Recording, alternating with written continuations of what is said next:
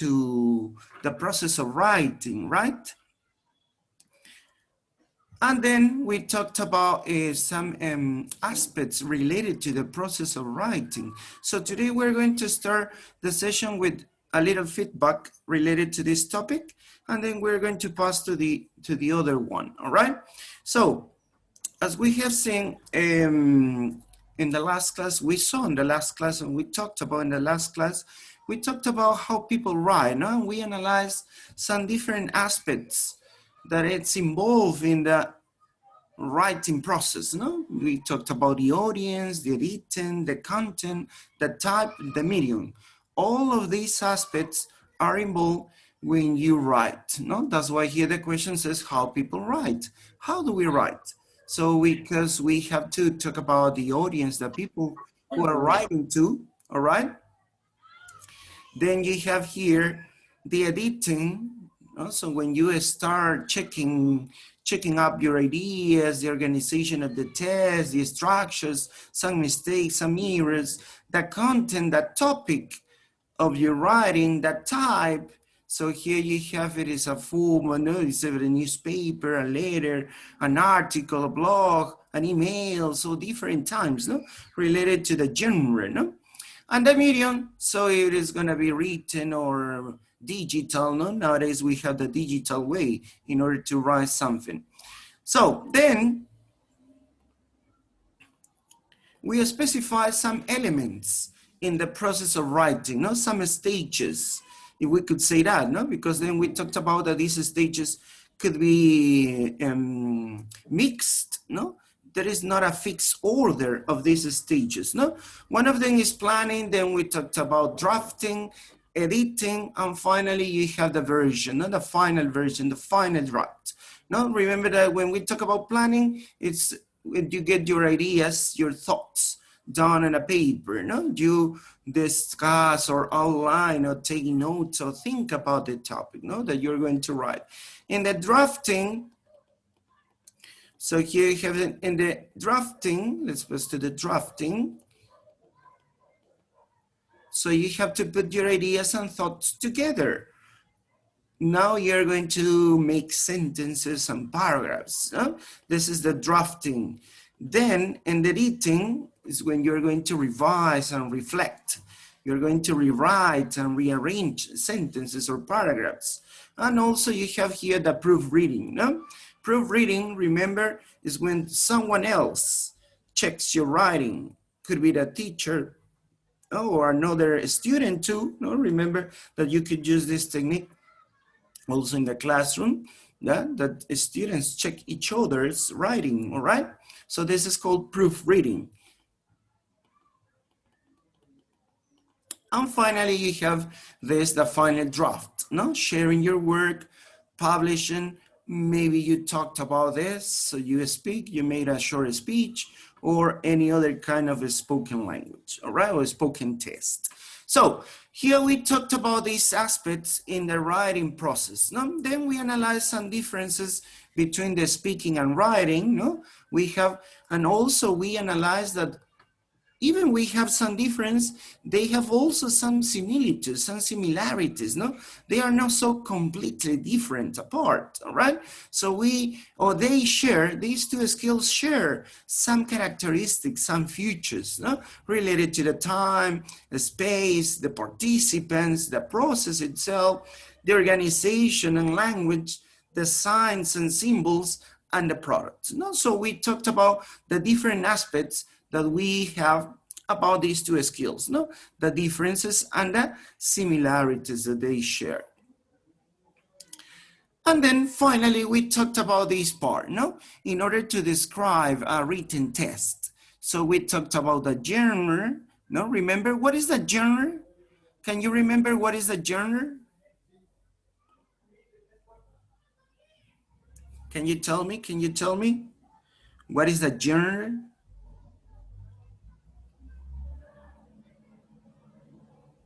Anybody, anybody?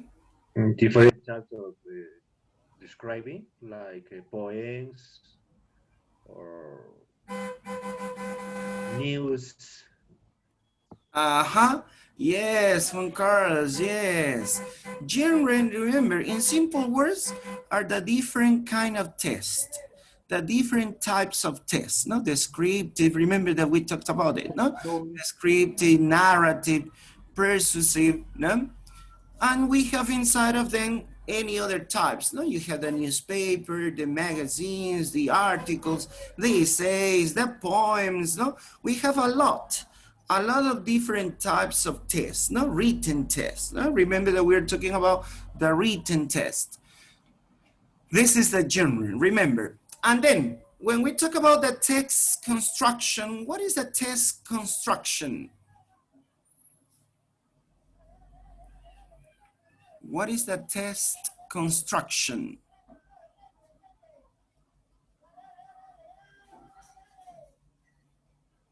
Anybody can help me with this? Try to remember. Remember, we are doing this in order to make a feedback, no? In order to remember what we did the last session.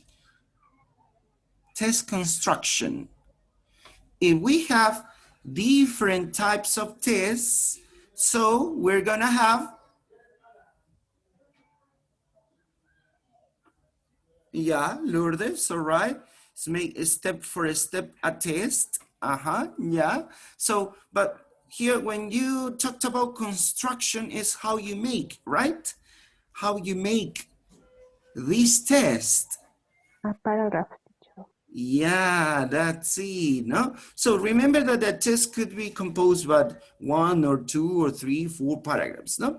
But remember, when we talk about test construction, it means that each different type of test has different patterns, different structure, different ways to be written. It's not the same to write a postcard and a letter, right? So they have different structures, different components of the test, yes?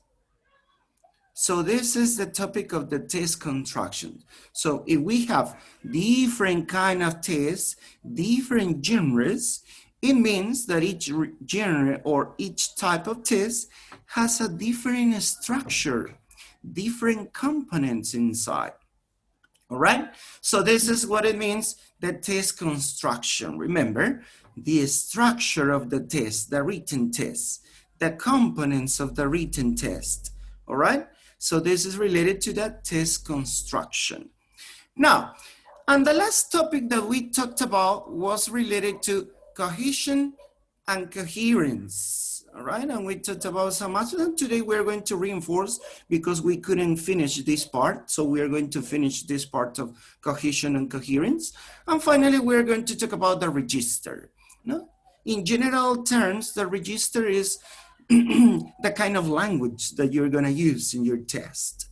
It could be formal or informal, the tone of your language, the kind of vocabulary that you're going to use depending, again, depending on the type of test, depending on the journey you're writing to, all right? So here we're going to continue with this part. So what is cohesion and coherence? Can you remember? What is the difference between cohesion and coherence? Remember that these terms are not too difficult to explain. Can you tell me? Can you remember what is cohesion and what is coherence? It refers to connectivity in a text. Yes. Which is which? Cohesion or coherence? Cohesion. That's it. Cohesion. Yes, your partner says cohesion refers to connectivity. Remember, this is in order to remember how you connect. All right, connectivity in a test. And what about coherence? What about coherence? Is the logical order, I think, when you want to give a message or something, should be coherent and should be logical. Exactly, that's it, no? A logical sense, a logical organization of your ideas, no? So in other words, how easy it is to understand the writing. Remember, if you organize well your ideas, you connect well your ideas, and they have a sense, they have a logic, so it's gonna be easy to understand. But if you don't organize well your ideas and you change your ideas, so there is not a smooth connection between your ideas or among your ideas, so the test, the written test could be not easy, no? Not so easy to be understood, all right? So this is in simple terms, the differences between cohesion and coherence. Don't forget it. Cohesion, connectivity, how you structure your text, and the connection between your paragraphs, all right?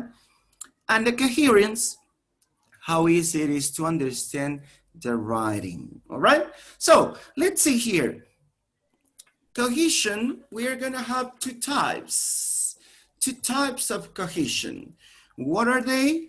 The grammatical cohesion, all right?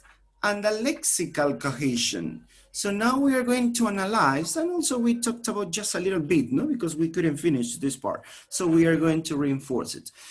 So we have here two types, remember, the grammatical cohesion and the lexical cohesion. When we talk about the grammatical cohesion, we're gonna have some subtypes. We have the reference, substitution, ellipsis, and conjunction. So we are going to use these aspects of the cohesion, the cohesive devices. No, we call this also cohesive devices, such as reference, substitution, ellipsis, and conjunction. And we are going to analyze these aspects in detail.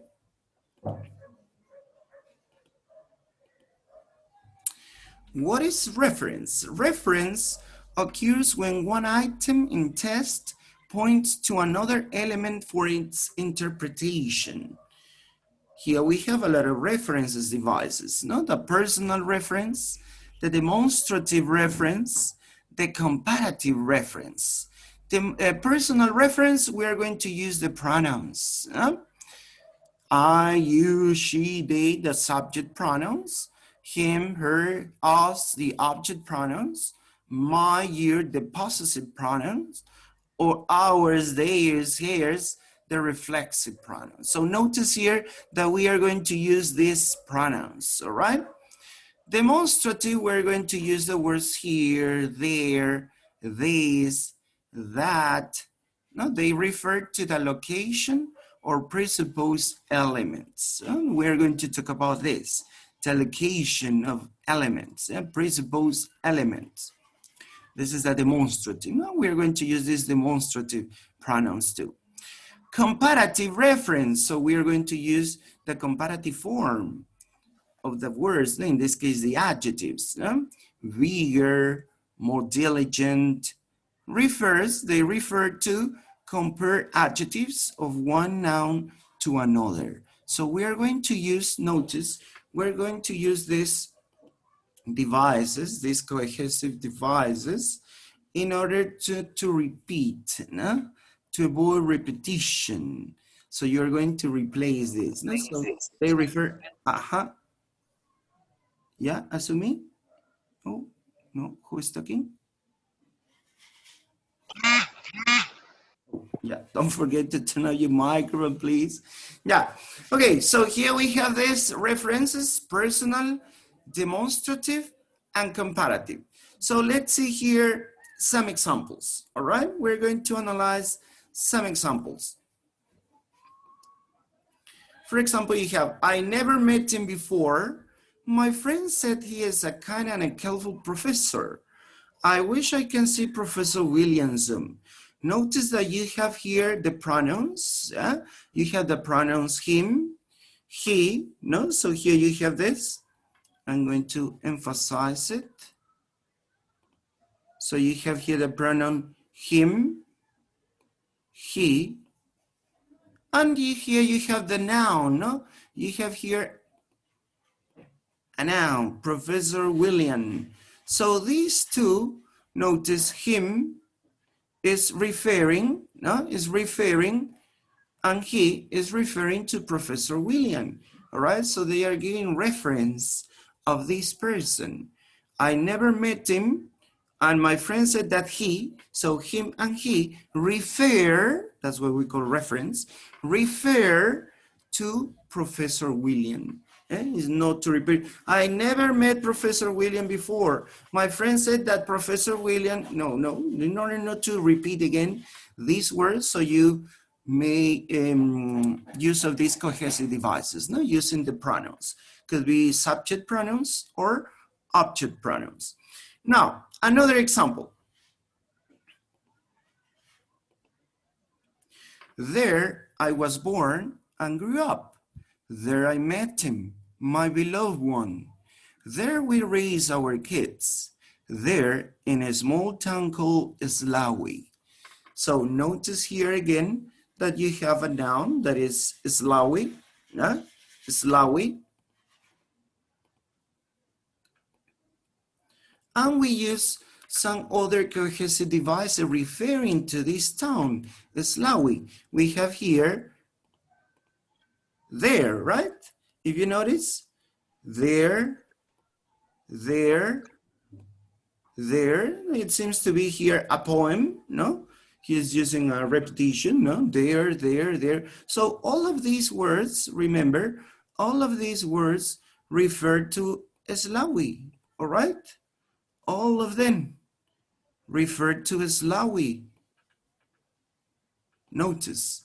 So we are making use of this word, is there, demonstrative. You are talking about the location, you are talking about the location, and you use this way, no? There. Let's pass to another one.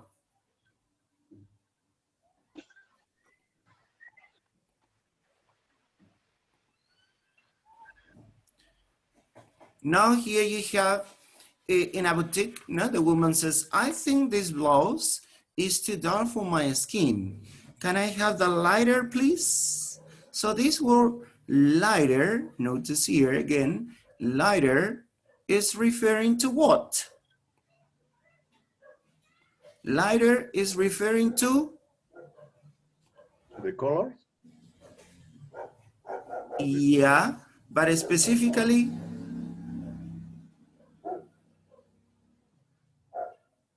To the blues. Yes, excellent. It's referring to the blouse. No? Yes, that's it. No, here you have this word. So you're talking about this lighter is referring to the blouse. In order not to say, can I have the light blouse, please?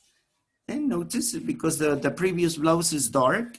So he wants, or she wants, no, the woman, she wants a lighter one. So you use here lighter, a comparative form. Notice you use the comparative form to talk about the blouse. You're making reference of the blouse. Notice how we use reference when we write. No, this is one of the cohesive devices in order to use to give cohesion to your test. Notice this. All right, now let's pass to the other one.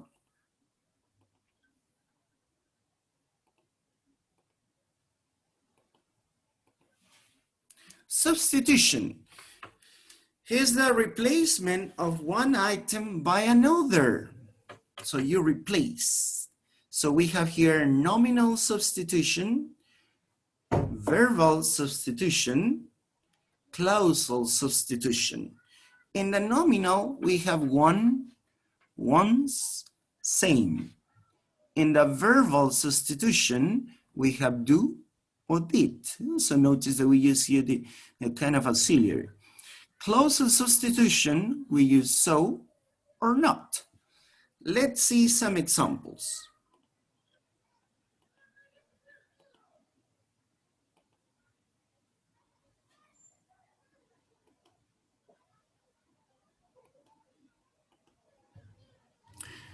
When I was a kid, I had a kitten, but then it lost. I wish I had the same now. Notice here, you have the word same. So this same, it's referring to kitten, right? So you're referring to the kitten.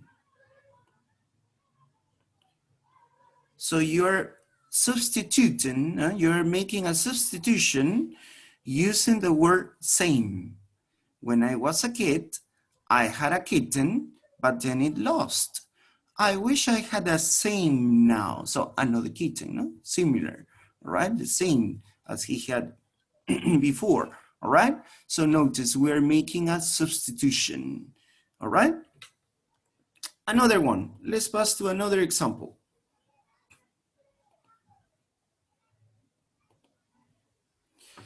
Do you think John already knows? I think everybody does. Notice that you are using here, and notice that you're using here this verb, no? Does. And does is referring to the word, oh, sorry. John? Yes, does is referring to John. Knows. No, he knows. Knows. Yes, that's it.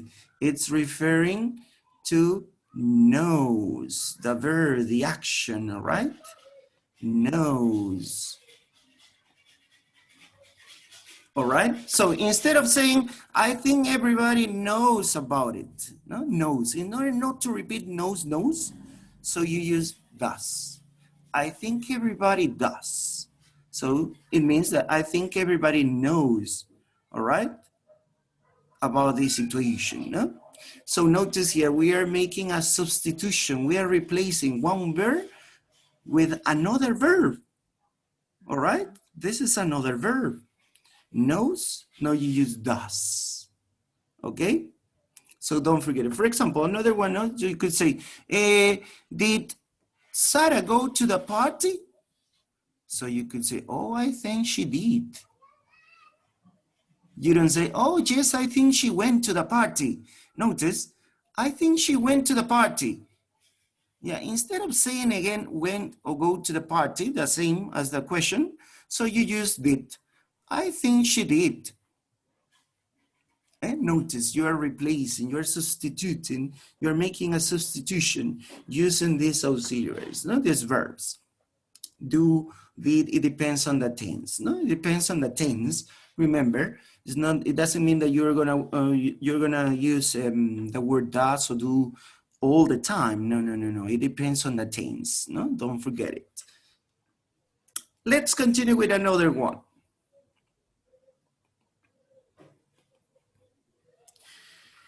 If you've seen them so often, of course, you know what they're like. So notice here this expression, I believe so. Alice replied thoughtfully. Notice here you have again the word so. So is referring to what? You know what they're like.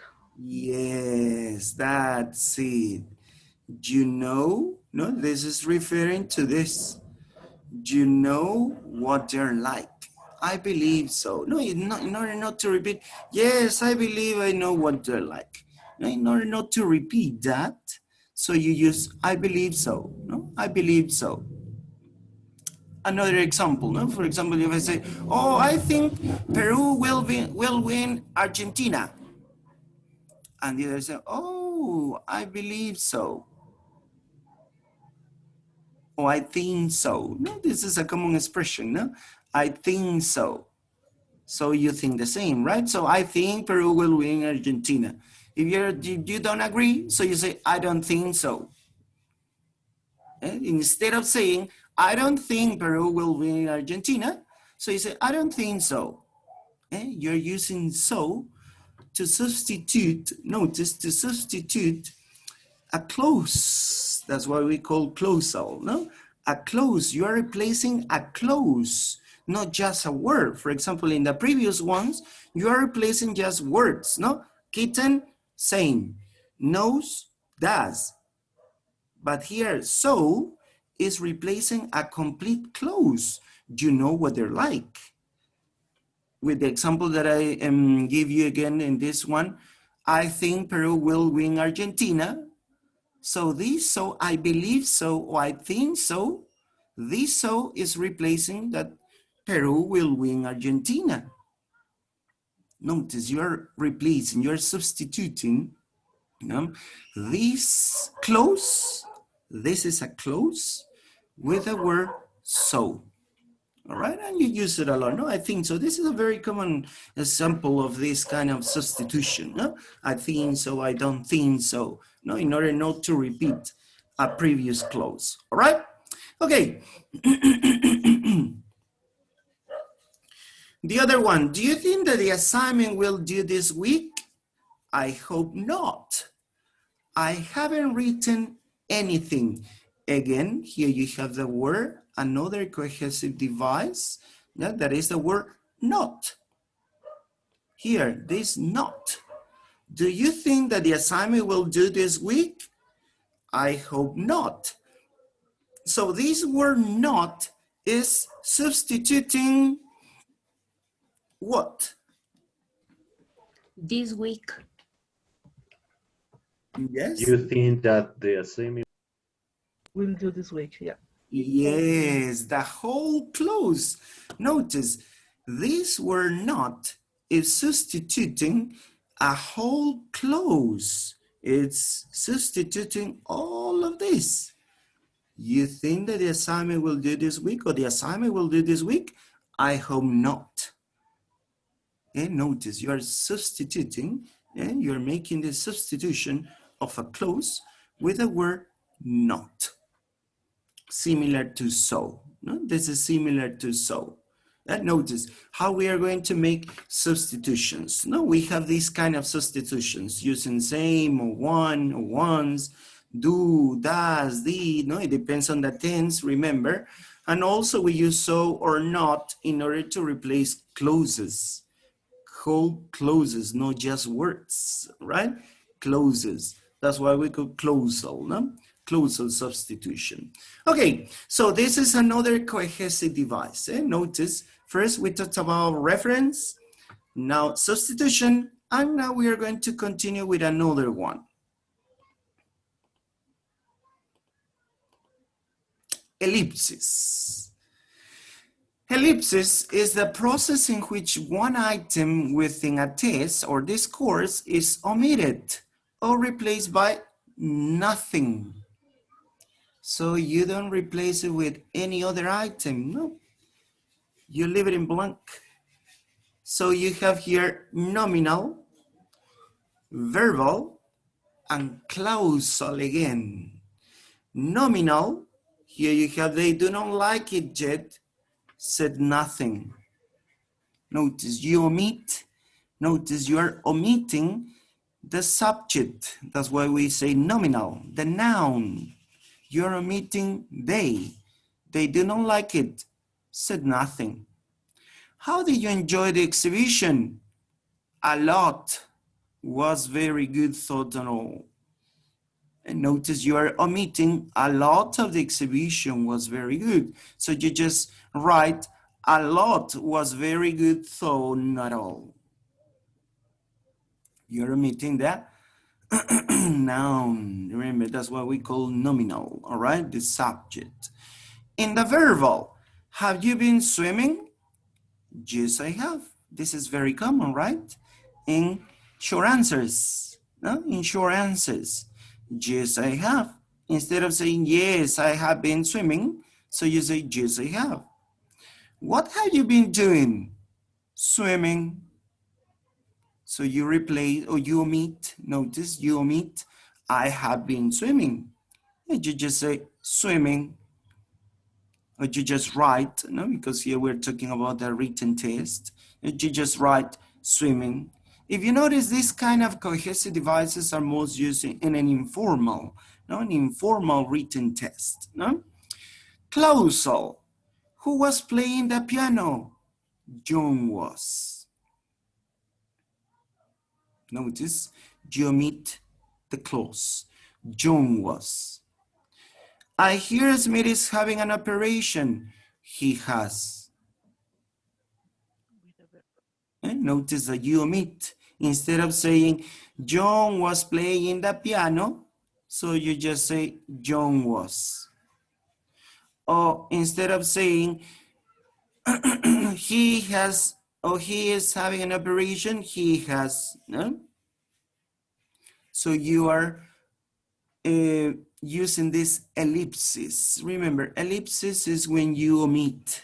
Remember, simple words, when you omit some parts of the text, all right? Could be nouns, could be verbs, could be a clause too. Noun, verb, clause. This is in simple words. You can omit nouns, you can omit verbs, you can omit clauses, all right? So we are using the ellipsis.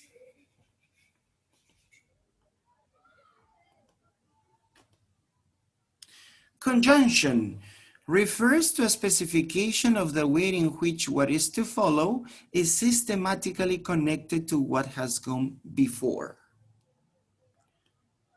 So here we're going to use these famous linkers. No, we call these also words linkers. We're going to link the words, the sentences, all right?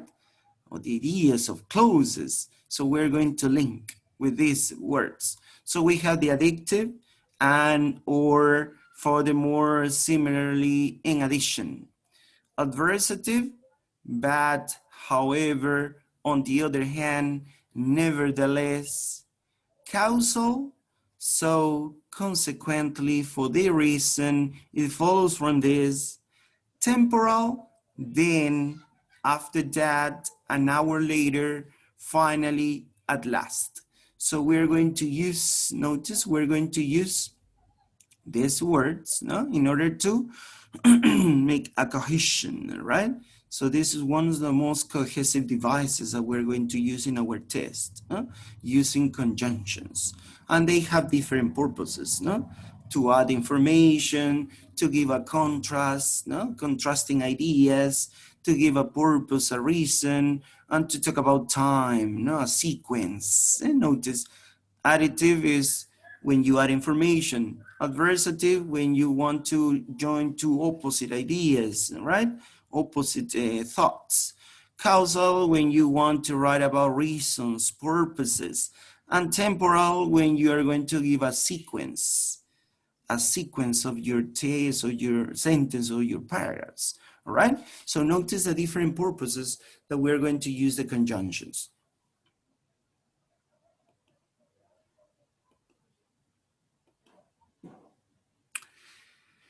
Now let's pass to the other part, that is the lexical cohesion. And here we're going to have two, reiteration and collocation. Maybe you can remember this word, no? Collocation. Reiteration is the repetition of a lexical item or the occurrence of some kind in the context of reference. That is where the two occurrences reference. Here we have, for example, repetitions, synonyms, hypernym, and general word. So let's see here. Reiteration. Here you have John caught a snake underneath a bucket. So the snake is going to suffocate if it stays there very long. A synonym, you can use a synonym. The serpent, instead of a snake, serpent. The serpent is going to suffocate if he doesn't let it go. A hypernym or superordinate. So this is a word which is the category, no? The animal, no? Because the snake is an animal, no? That's why he says superordinate. It's a previous category, no? The general category. The animal is going to suffocate if he does not let it go. And a general word, the poor thing is going to suffocate if he does not let it go. Notice how you can made this word in a reiterated way by using different techniques. No? The repetition, that you use the same word exactly, snake. Then you could use a synonym, snake, serpent, or you could use a hypernym, the animal. Yeah, remember hypernym means the general category, no? The big category. General word. So here you give a general description, no? What you think about this subject or object, no? The poor thing is going to suffocate if he does not let it go. So notice we call this reiteration. No? When you're going to repeat some word, no? Lexical, remember this refers to the lexical, the lexis, the lexemes, all right?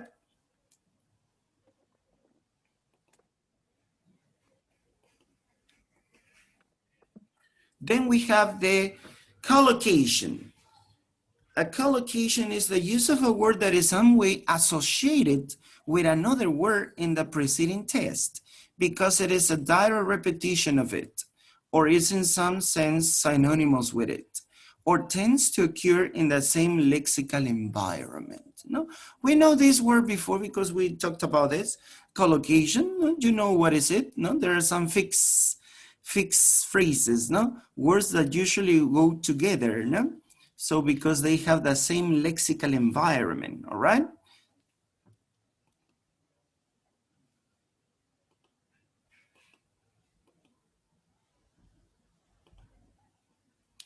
So here we have the opposites, man, woman, love, hate, tall, short.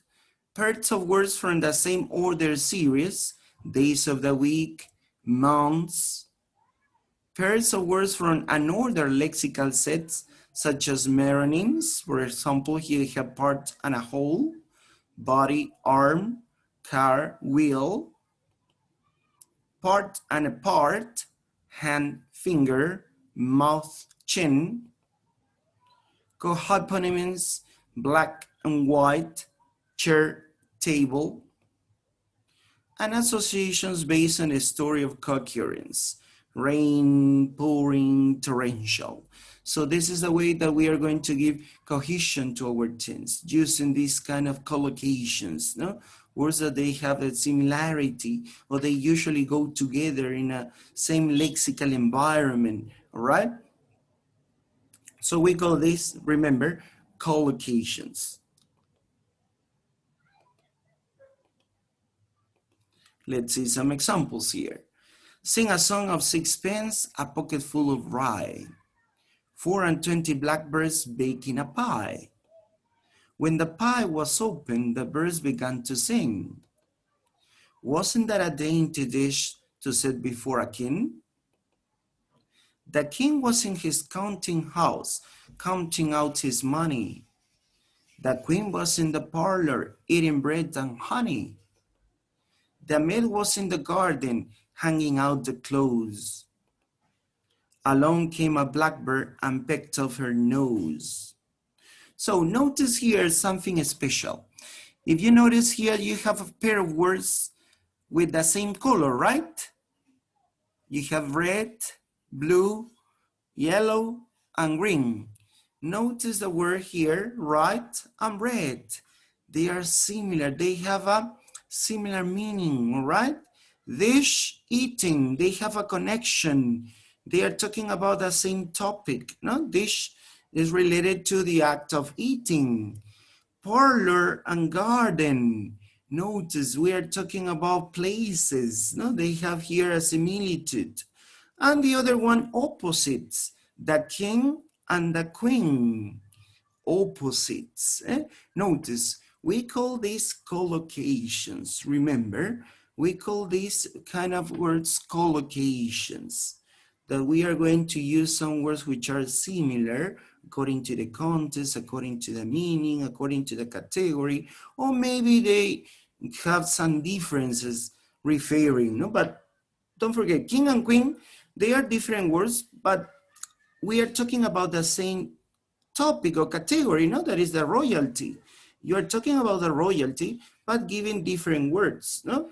One is male and the other is female, but they share the same category.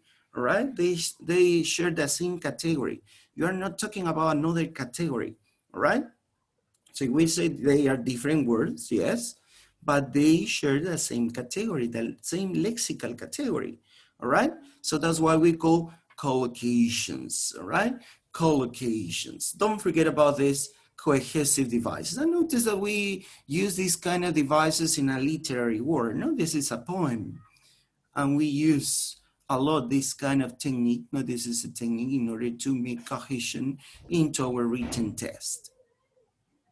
Oh, yeah, I cannot see. No. Yes. No, I cannot see here anybody. I think all of you are in the room. All right. Okay. So let's pass to the other part, coherence. We finished talking about the cohesion. Now we are going to talk about coherence. A piece of writing is coherent if it is clearly organized. Notice, clearly organized and has a logical sequence of ideas. No? As one of your partners says, a logical sequence of ideas. So notice this diagram, this picture. No? Coherence is when the text is appropriately sequenced. So you have a correct sequence of your ideas, of the paragraphs. Then it's logically organized. There is a connection. The topic of the paragraphs are not separate. They are not completely different. They have a relationship, all right? So it means that it's gonna be easy to understand and follow.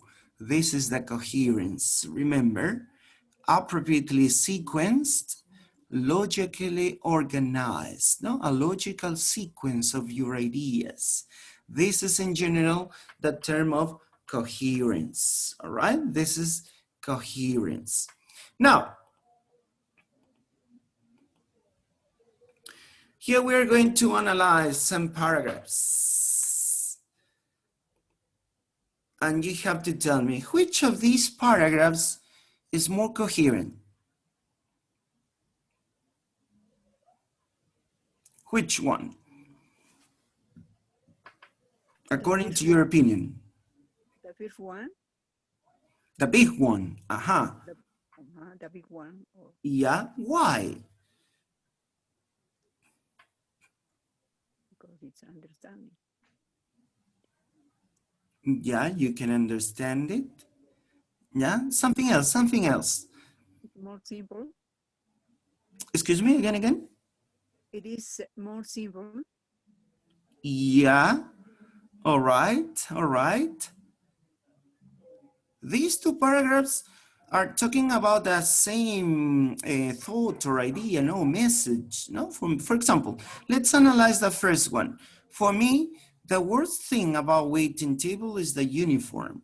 All the waitresses had to wear this ugly brown striped jumper. The shirts were polyester. Sometimes someone you know comes in. Not I have a job in an office. What about the ideas of this first paragraph? What happened with the ideas of this first paragraph?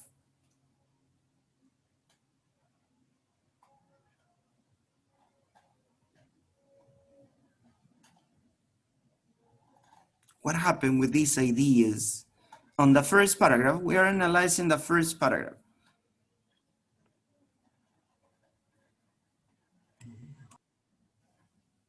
No, nobody? Opinion. The light. Yeah. The light. Tanya, do you say something? I couldn't listen to you well. Well, I wasn't the person who was talking. However, I have some idea about this. Maybe the paragraph which have more coherence is the second one. Considering that the first one is quite incomplete. After the second sentence, the second paragraph, it says the shirts were polyester. And then it says sometimes someone you know comes in. Now I have a new a job in an office. The idea is not clear. It's not complete. However, in the second one, it's different because it explains that the person has felt embarrassed when he or she knew a person who came into this place because of the of the bad taste of the outfit. But now he has another job, and hopelessly he feels or she feels much better. Excellent. That's it. There is a special word that Tanya says. The ideas are not complete. No, you pass from one idea to another, but suddenly, no. So there is not a smooth connection between the ideas, right? It's not a clear explanation about each idea, and it's quite difficult to understand it. That's right, Tanya. On the other side, so in the second one, you have more clearer ideas, right? For me, the worst thing about waiting table was the uniform. At the last place I work, so the person is giving some details, no? Some details in order to understand better the situation, the context of this this written test. All the waitresses had to wear an ugly brown striped jumper. And then underneath it, we had to wear an even uglier polyester shirt. Sometimes someone I knew would come and I'd feel embarrassed by my outfit. Now I have a job in an office where I can wear my own clothes. So the idea is this, that in the past, in the last job, this person didn't like the uniform. Now, in this new job, this person can choose the clothes that she wants to wear, right? But in the previous one, no. So here the person is talking about the clothes, no? Some characteristics of the clothes, and then a person arrives, and then this person have a new job. But the ideas are not so well connected. No, there is not a logical, as we have seen, there is not a logical order of these sentences, these ideas. There is not a connection, all right, between these ideas. That's why the first paragraph is not so coherent, all right? Grammatically, it's correct, right? If we analyze the syntax, no, the structure of the sentences, we could say that this is correct. But if we analyze the sense, the logic of this paragraph is not so correct, all right? So we call this a weak coherence test. And the second one is a strong coherence test, because it's better, no? We can understand it better. We can understand clearly what the person is writing or wants to write. And so that's why, and we call this coherence. Now, the other aspect is related to the written test is the register. When we talk about register, is the form of a language appropriate to a particular situation. So we are going to use the language according to the context, according to the situation. For example, we call this formality. A test register is determined by the way a writer uses language and structure. When a writer chooses their words, they have any number of synonym choices and have to decide on the formality of the word they want. Now remember, the register, simple words, is the kind of language that you need to use according to the situation, according to the context that you're going to write a test. And it depends also according to the different types of tests, written tests or genres of the test. For example, here you have some of them, formal and informal. So in the first one you have, she has decided to accept the job. This is a formal sentence, formal language. But the other, she has decided to accept the job. So you're using here the contraction. For example, if you write an application to a job, it's not possible to use contractions. And as you know, generally when you write, you don't use contractions. maybe in an informal later or when you are chatting, no? When you are chatting with a friend, no? Nowadays that we have this digital way of written test. So you can use contractions or abbreviations, no? But in formal writing is not possible to use it. So this is called the register. Don't forget it. The register is the kind of language or structures that you're going to use according to the context, according to the situation that you're producing this test. Another example you have below. The girl whom I met in Singapore was interested in working in Australia. Notice this is a formal. And what about the informal? The girl I met in Singapore was interested in working in Australia. So what happened here? That you omit the relative pronoun, no? So you write a relative clause without the relative pronoun whom. You just say the girl I met. The girl I met. But in formal writing, you have to write a relative pronoun. The girl whom I met in Singapore was interested in working in Australia. So we call this the register, remember. The kind of language or structure that we use according to the context or according to the situation. No? We use a formal or informal language, all right? This is called the register. Now, so we have finished with the topic related to describe the written test. Remember, in order to describe the written test, we have a lot of aspects, no? We have here the register, the genre, the test construction, cohesion, coherence, all right? So we have these kind of aspects when we describe a written test. Now we are going to talk about this interesting aspect of writing too. Writing for learning and writing for writing. Do you have any idea about this? Can you tell me what is the difference between these two terms? Writing for learning and writing for writing? Maybe the interest of the person. Maybe somebody is trying to learn and other person wants to write. Yeah, all right, yeah. So the purpose. Yeah, okay. Yes, that's right. Any other idea? Writing for learning, writing for writing. And has a lot of relationship with the kind of activities that we do with our students. If we do activities for writing for learning, or we do activities for writing for writing. Writing for learning, teacher. Yeah, what is the meaning, the difference between these two terms? Writing for learning and writing for writing. Because I know for what I am writing. Yeah, when you know why you're writing. Yeah, okay. Yes. Okay. All right, yes. So the purpose of writing, no? Teacher, and writing teacher is like writing for learning is a strategy.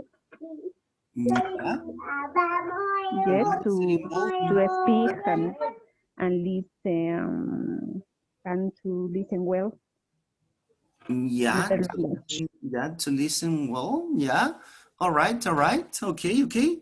Any other one? Writing for learning and writing for writing. No, writing for learning is when you use the right grammatical rules. Writing for writing is, for example, when you use, I don't know, close or no, so important the orthography, for example. Yeah. All right. Yeah. Okay. Yeah. You talked about something important, Juan, no? Juan, yes. When you talked about the grammar, the structures, that's it. Here, in one of these aspects is so important, the structure, the grammar, the patterns in order to write. Okay, so we are going to see what is exactly the writing for learning and writing for writing. And I can tell you that most of us as teachers, we usually do the first aspect of writing. We ask our students to do activities to write, but this writing is for learning something. The purpose of the activities are not for writing something. Let's see here the difference, all right? So let's see. Here you have two definitions, and you have to tell me what is what, which is which. Writing that helps the students to become better writers and to learn how to write in various genres using different registers. This is one. And the second definition is writing that encourages students to focus on accurate language use and because they think as they write, provokes language development as they resolve problems which the writing puts into their minds. The first definition is related to writing for learning or writing for writing. The first definition, writing that helps a student to become better writers. Writing for writing. Aha, writing for writing. Aha, that's good. Indira says the same. Writing for writing. Please, come on. What about the others? What do you think? The first definition is writing for writing or writing for learning? The first definition is writing for learning. Aha, so you have another opinion. Two of you says the first definition is writing for writing, but one of you says that this is writing for learning. Aha, let's see, another one. I think the same, teacher. Writing for learning. Writing for learning, so we have a draw. 2-2. Yeah, someone else, please, in order to see who is the winner. No, nobody else? I'm analyzing it. Hold on a second, please. Oh, yeah, tell me, please. The first definition that you can see here on the slide is related to writing for learning or writing for writing. The first definition. The first one is writing for learning. Writing for learning. Okay, 3-2. Mm-hmm. Okay, let's see here. The first definition is writing for writing. With this kind of writing, yeah, I'm gonna tell you. Don't worry. In this kind of writing, the students are encouraged to be better writers. You talked about more about that type of the test. You talked about, or you emphasized the kind of language that they are going to use, if it is formal or informal. So you emphasize more in the process of writing. In this first definition, notice they become better writers and they learn how to write in various genres. Genres, remember, when we talk about genres, we're talking about the different types of text. So we show them and we encourage them to write different types of text. Could be a letter, a postcard, an email, an essay, an advertisement. So different kind of text, different kind of genres. And also we showed and encouraged them to analyze the different registers that they could use, the different kind of languages that, or structures that they are gonna use in the test. So this is the purpose of the writing for writing. But on the other side, notice here, on the other side, writing for learning, what is the purpose of this writing? That you are going to reinforce some grammatical structure or lexical structure in the test. It's not important here the genre. It's not important here the formality. The most important here is the language development, as you can see here. If they can obtain a better management of the language through writing. So this is the difference between writing for writing and writing for learning.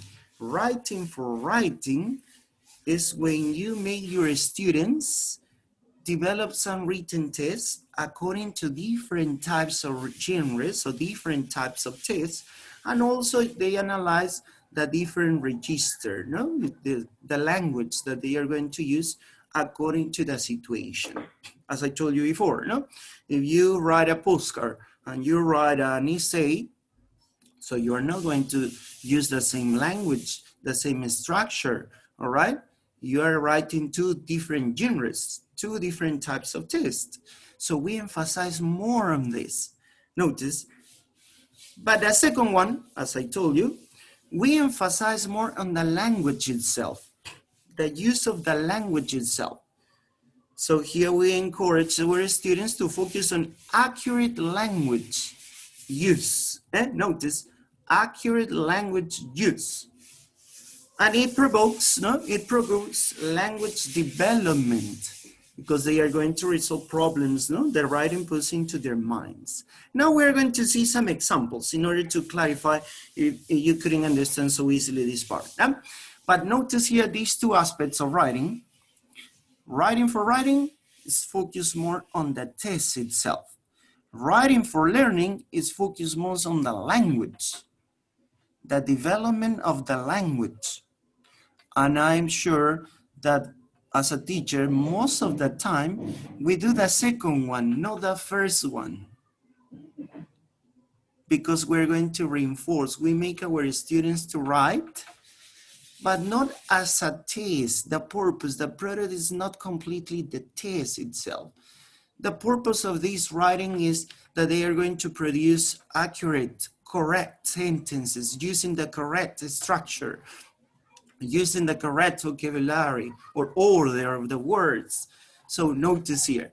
So this is the difference between these two aspects of writing, and it depends also on the activities that we usually do in class. So let's see. Let's see what's the difference here we are going to analyze with, I'm gonna give you some examples too. Yeah? So when we talk about writing for learning, we use this as a reinforcement activity. So here we're going to reinforce some aspects of grammar or vocabulary that the students have seen recently. And students write using recently learned grammar or vocabulary. The aim of these activities is to give students opportunities to remember, notice, to remember new language better. The act of writing sentences makes them think about the new grammar or vocabulary in a more considered way than if we ask them to provide instant spoken examples. Notice what is the purpose of this. So this kind of writing makes a student think about the new grammar that they have learned, they have acquired, or vocabulary, and they are going to use this grammar vocabulary to write sentences or paragraphs too, not only sentences, because you could ask them to write paragraphs too, all right? So notice here, writing for learning, we use the writing activity to reinforce something that they have learned related to grammar or vocabulary. So that's what's a tool, you know. Writing for learning is focused more on the language development. Here we are not talking about if it is a postcard, if it is an email, or if it is an essay and the contents, the structure of the essay, or the structure of the postcard or the email, no. Or the language that we are going to use, if it is formal or informal, no. Here the purpose of these activities is to reinforce this language development, to make students make use of accurate language. All right, so don't forget about it. Let's see some examples. Students have recently been practicing the third conditional. Notice, imagine that you taught to your students the third conditional sentences, and they might be given the following instruction. So you say to your students, please, dear students, now you have to write 2 sentences about things you wish bad turn out differently, and 2 sentences about things you are pleased about. Notice, what are the students gonna do? What are they gonna do? Tell me please. They have to write sentences. Yeah, but how? What are they going to use? They have to use the third conditional. Yes, because of the situation, right? Wish but turn out differently. So hypothetical situation. No, remember the use of the third conditional, no? We use the third conditional to talk about hypothetical situations in the past, no? Regrets. So notice the purpose of the writing. The purpose of this writing activity is that students use the language that they have learned. Use the structure that they have learned. We are not talking about a postcard. We are not talking about if they are going to use formal or informal language. We are not talking about here the test construction. No. The purpose of this writing activity is focus on the language. So that's why we call them writing for learning, because they are going to write to learn the language, to reinforce the structure that they have learned before. Another one, now related to vocabulary. Students have recently practiced the vocabulary of adjectives. So you tell them, my dear students, write a sentence about a friend or a member of your family using at least 2 of these character adjectives: proud, kind, friendly, helpful, impatient, and so on. No? So you have taught them this vocabulary related to how to describe personality, no? How to describe people's personality. So you made them write, no? You made it to write sentences describing a friend, but using the vocabulary that they have learned before, or they have seen before. So you are reinforcing. That's why here says reinforcement writing, because they are going to reinforce the structure, the grammar that they have learned, or the vocabulary that they have learned. Notice that it's, oh, teacher, yeah, okay, that is sentences. No, you could ask them also to write maybe a short story using the past simple tense that they have seen, the verbs. No, yeah, you have to write a story using the verbs that we have seen in the previous class. Using the irregular verbs. Maybe you talked about the irregular verbs. Yeah, now you have to write a story using the irregular verbs that we have seen in class. Notice you're reinforcing. They are writing a story, yes. It's a kind of test, it's a kind of written test, but the purpose doesn't emphasize how to write this written test. The purpose is to reinforce the grammar, the structure. So this is called writing for learning. Writing for learning. And we use this writing activity as a reinforcement.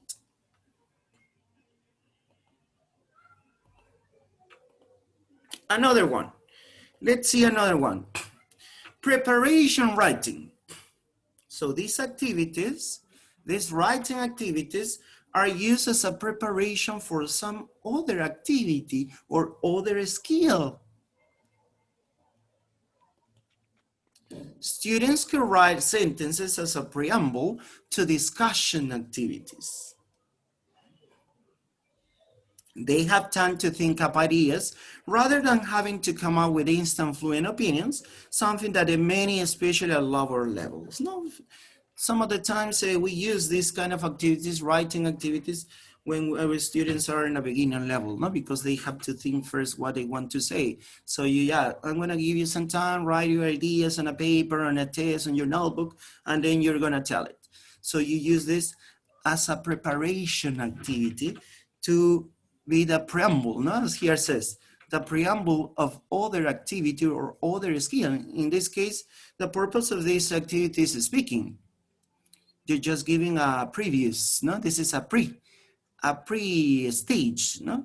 As a pre-stage, you use the writing activity. Notice again, this is writing for learning, because here you are not analyzing the different genres or the different registers. No, you just made it right, no, to start, no, to be an activity before another activity or another skill.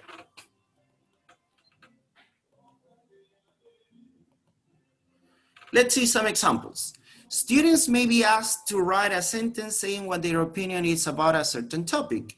For example, they may be asked to complete sentences such as, I like going to party because, and they have to complete, no, in a written way.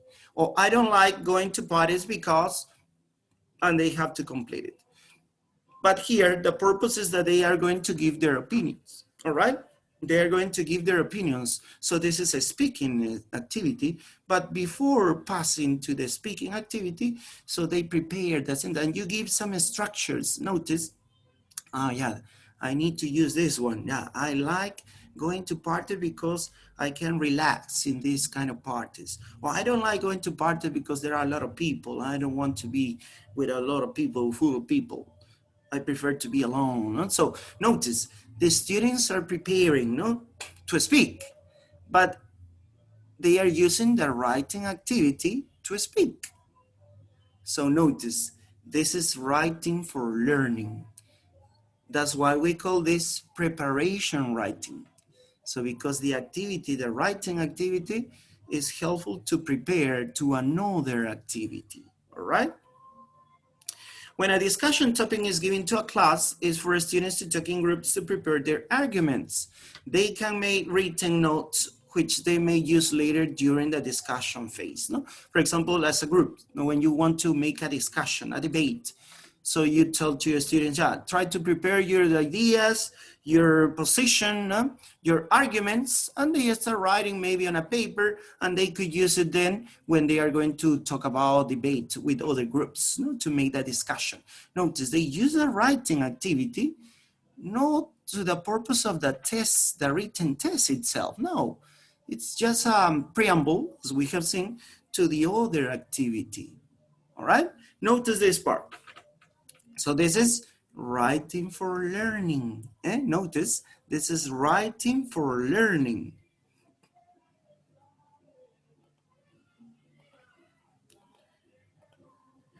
The other one is the activity writing.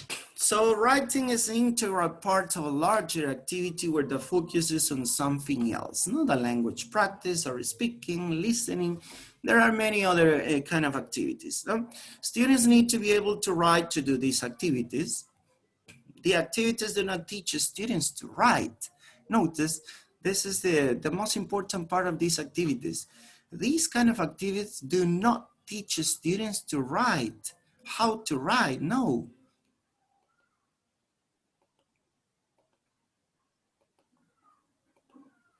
For example, students write short dialogues and then they are performed or acted out.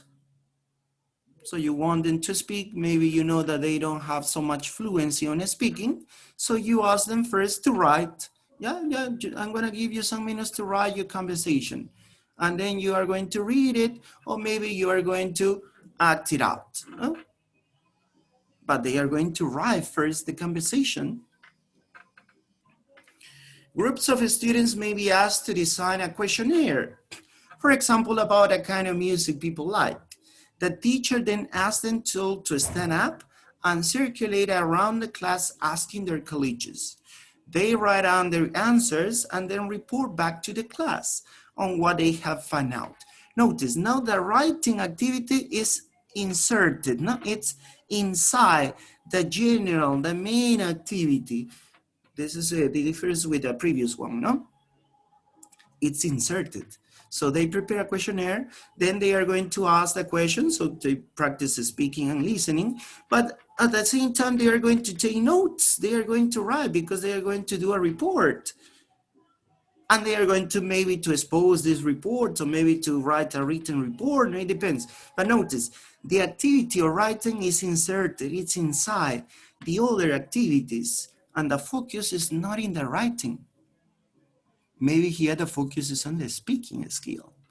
but you use the writing activity as a complement, no? As a complement. They can create this questionnaire because they are going to ask this questionnaire to their partner, to their classmates, and then they are going to take notes and write a report, and maybe they are going to expose this report to the class. Notice these kind of writing activities, the purpose is not, the purpose of this activity is not to teach our students how to write. This is not a purpose. Here the purpose is the language or any other skill that they are going to practice or reinforce or have as a before activity or as an inserted activity. Notice here what is the kind of activities that we usually do with our students, no? And as I told you before, most of the time we use these kind of activities as a writing, but they are writing for learning. These are not writing for writing.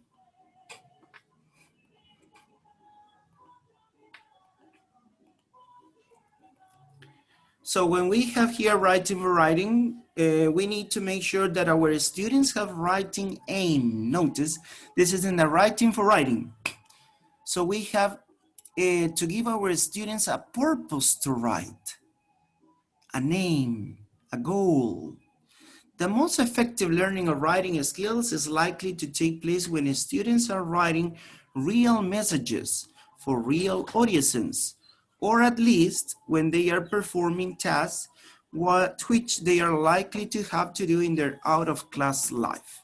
Notice, this is the difference with the writing for learning. Writing for learning, the focus is on the language itself, to learn the language, to produce accurate language.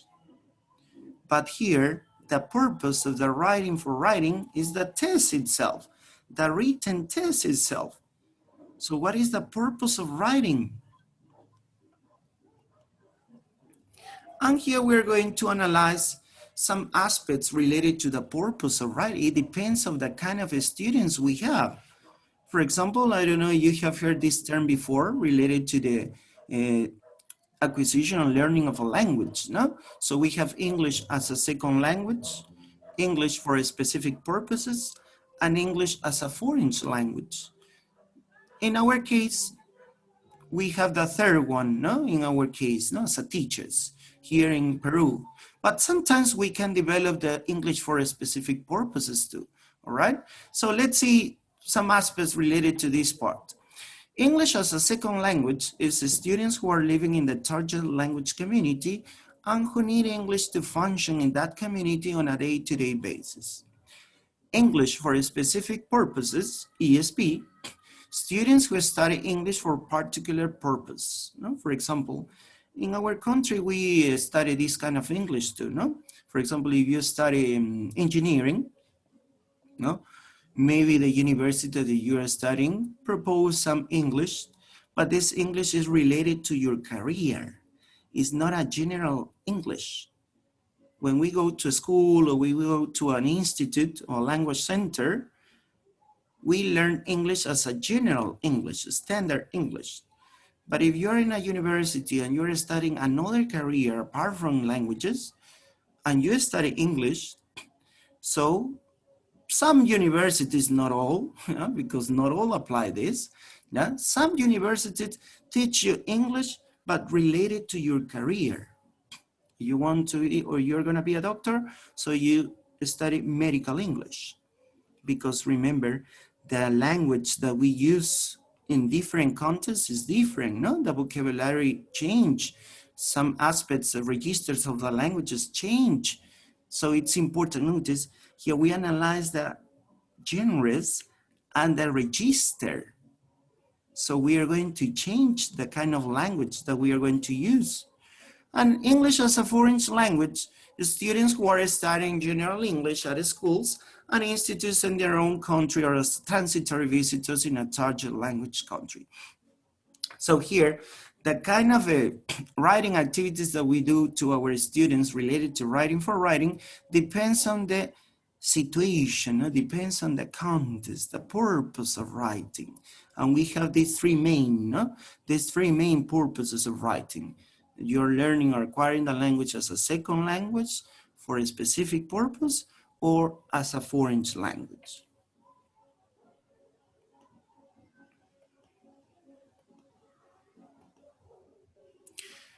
Another aspect related to writing for writing is creative writing.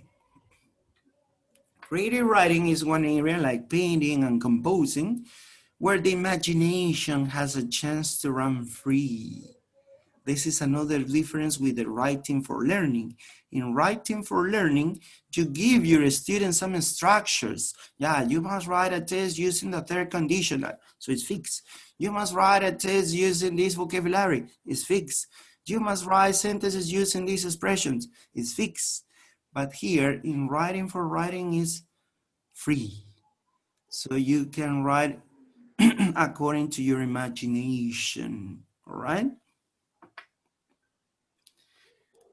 Most of the time, this is not going to be easy, right? Because of the limitations many students come up against when writing in the L2, right? So it's not so easy to do this kind of writing because some students are not sure about their management of the language, so maybe the vocabulary that they use, the range of vocabulary they have.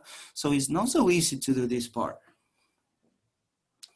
Or nor will all the students respond well to the invitation. Maybe some of them don't like writing, no, as a free, as an imagination. Oh, teacher, no, I don't know what to write. What I'm going to write? No, I don't know it exactly. So what we have to do, we have to give our students genuinely creative tasks to open up avenues they have no previous trouble down either the L1 or the L2. So we have to give them some tasks, creative tasks, in order to make this participation better, right?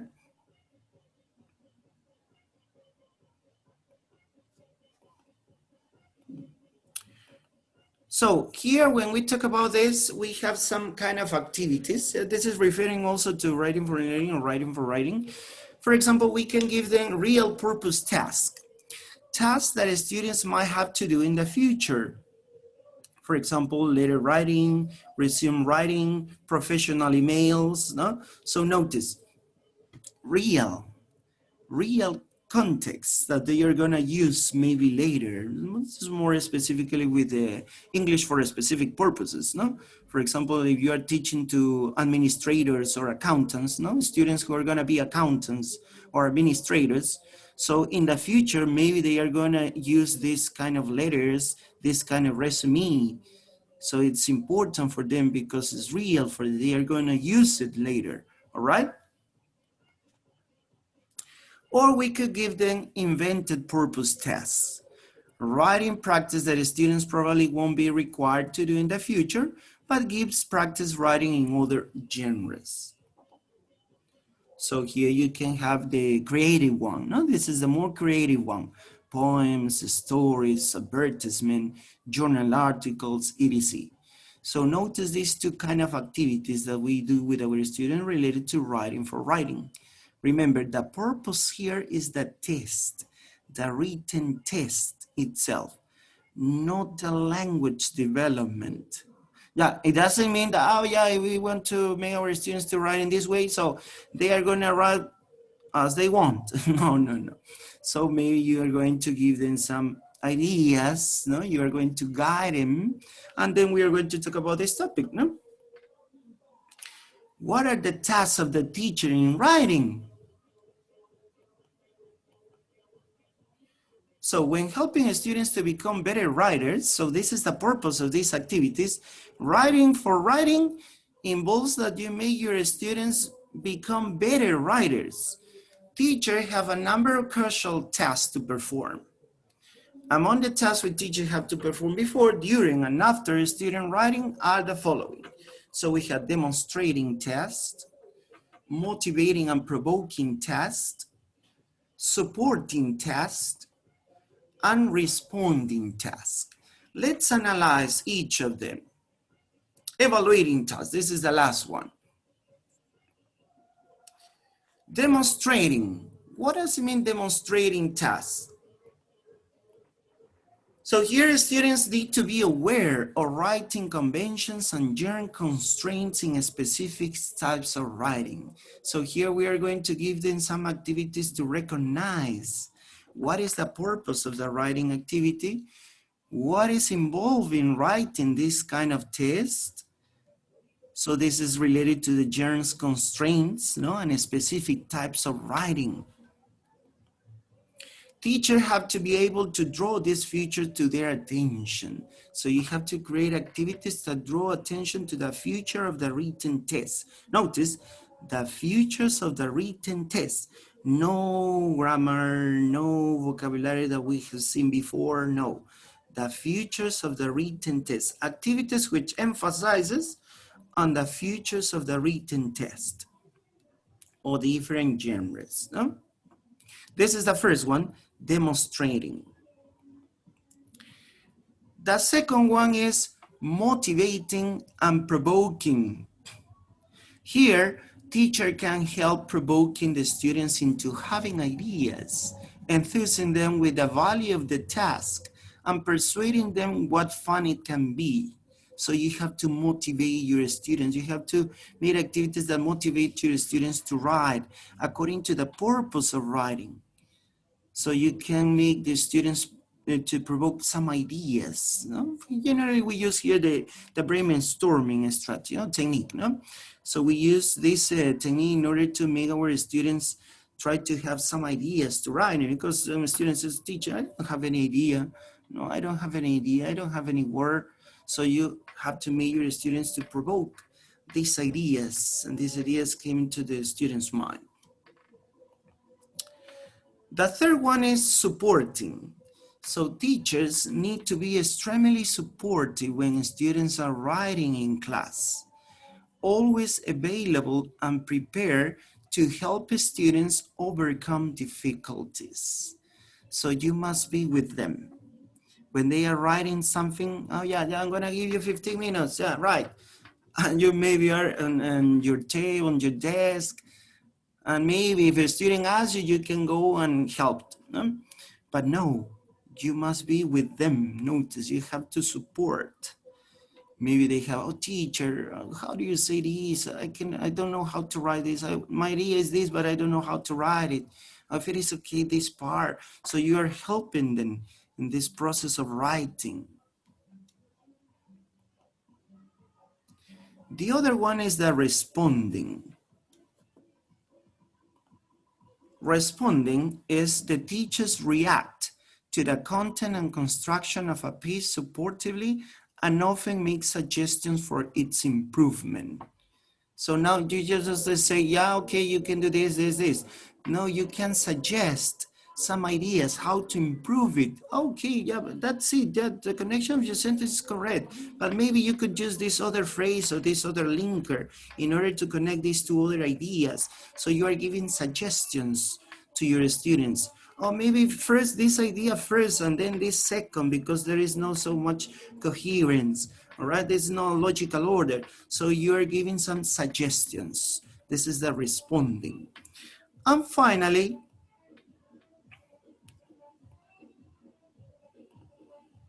you have the evaluating.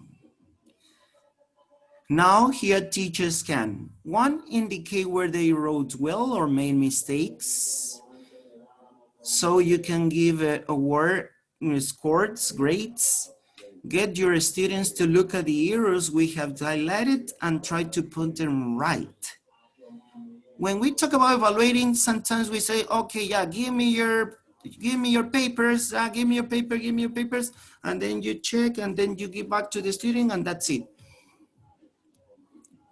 Here, notice that not so all. So you can ask to your students to correct. Yeah, okay, here you have this mistake, correct it. And the students correct it. Or maybe you can give some scores, some grades. Or just you indicate if they wrote well or they made some mistakes.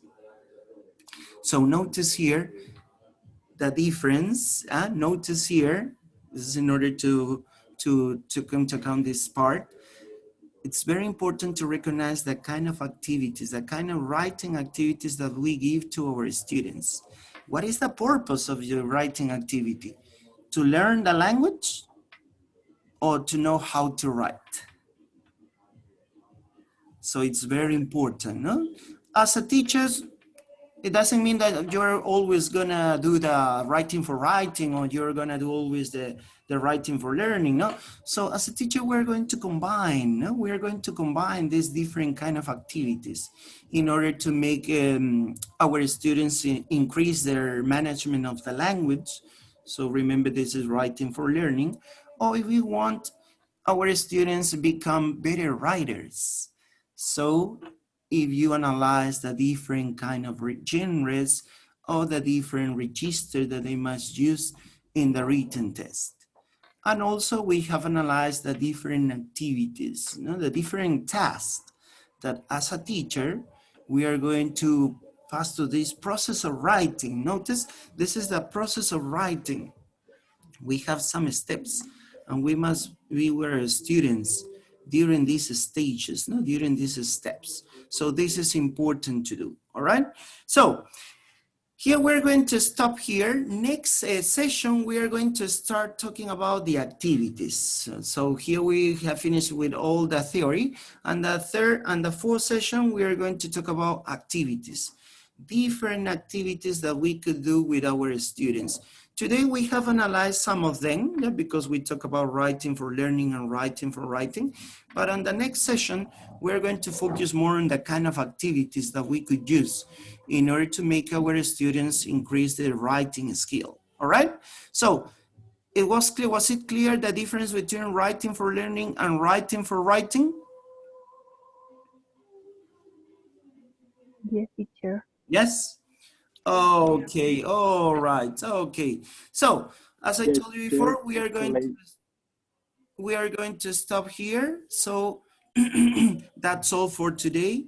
Thanks for your attention. Thanks for your participation. All right, and don't mix next session. Remember, next session, we're going to talk about the different activities that we could do in order to develop the writing skill in our students. All right?